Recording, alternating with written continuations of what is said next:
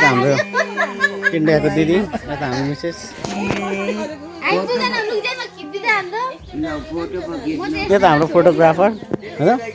camera person बिदाईको photo होइन म चाहिँ यहाँ छु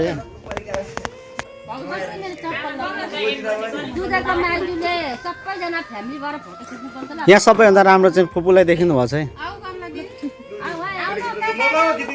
फोटो सुटमा फुपूलाई राम्रो देखिनु भएको छ राम्रो चाहिँ यता हाम्रो दिदी हुन्छ क्यामेरा पर्सन हाम्रो मौसम भाइ नातिनीले ज्वाइँलाई हेर्दो रहेछ मैले भनिदिएको नि रेला गर्नु पाइयो नि त अनि रेला गरिदिएको माया गर्नुपर्छ नि त ज्वाइँ पनि कहाँबाट सुनिस तैँले होइन मैले रेला गरिदिएको नि त अनि रेला मात्रै हो नि त अनि केटी सिरियस त के हो जान्छ अनि पठाउनु पर्यो नि त अनि हिजोको मौका खुल्टीको अब कहिले चौका हुन्छ नि एउटा न एउटाले चाहिँ गर्नु डान्स हेर्नु पाइएन के नगरेको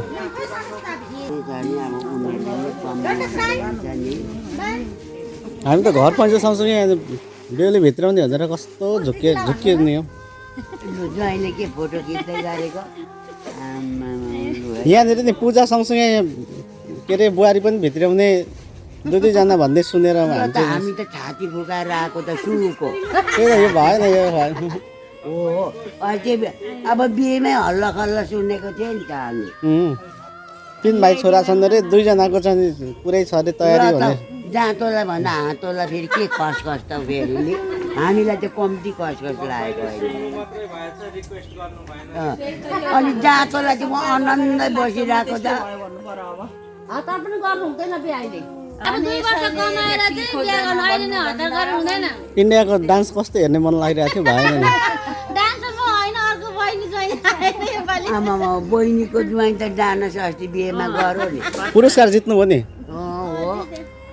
दुईजनाको तयारी थियो नि खोइ अस्ति बिहेमा चाहिँ सुनेको कि यो कान बुटो भयो कि के सुन्यो तर हिजो मलाई चाहिँ डाँडाको निकालेर चिया दिनुभयो होइन पर बुहारी भन्थ्यो तर खै ल्याएन ननाचे भनेको त सन्तानमा म र मेरो ज्वाइँ मात्रै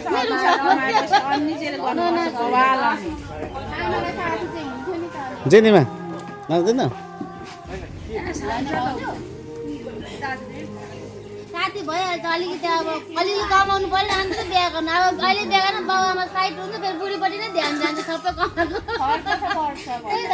अलिक 2 वर्षसम्म चाहिँ मजाले कमाओस् त्यसपछि बिहा गर्दा हुन्छ नि होइन हजुरआमा होइन नि हौ नातिनी हामीले भनेर हुन्छ उनीहरूको विचार के छ भने अब हाम्रो त सल्युसन दिने मात्रै हो होइन हजुरलाई भन्ने हामीहरूको विचार नै हुँदैन यसो हेरिराखौँ भन्ने हो नि छिटै होइन होइन हेरेर त जाउँ भनेरै आएको हो नि अब त नातिले यो काम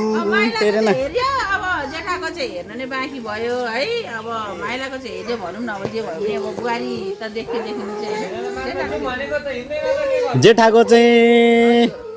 वीरदौडमा काम गर्छ अरे हौ हजुर देखेन हामीले अब के भयो त्यही त बुलेट बाइकमा जाउँ भन्छ खुट्टै टेक्दैन भने लिएर आएको कस्तो दामी हुँदो रहेछ हिजो है बाइकमा पुरा होइन कति रमाइलो हुन्थ्यो होला अघि एउटा आन्टीले अङ्कलले भनेको त जाने भए चाहिँ ल्याउनु जाने भए चाहिँ बस्ने नभए त हामी यहाँ त गइहाल्ने अघि कुरा सुनेको त भाइसँग भनेपछि केटो त काम दिएन केटोले काम दिएन अब हामी त्यत्तिकै सकुशल फेरि अब अर्कोचोटि चाहिँ फेरि के अरे बाख्रा र स्यालको कथा थियो नि आइँदैन फेरि